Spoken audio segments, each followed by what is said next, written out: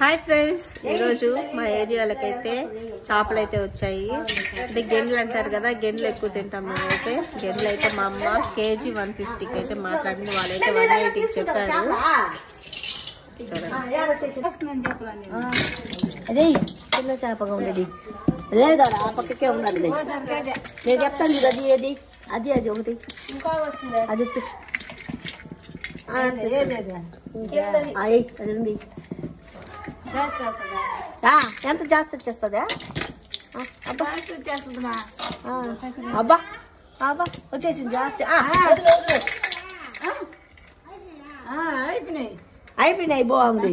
ఇచ్చేయి అమ్మకాడ అమ్మేస్తుంది నీకు కూడా. ఈ రోజు మా ఇంట్లో గెండు చేపలు పులుసు ఫ్రై.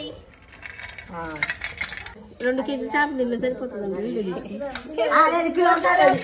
కిలో 1 కేజీ చాలా.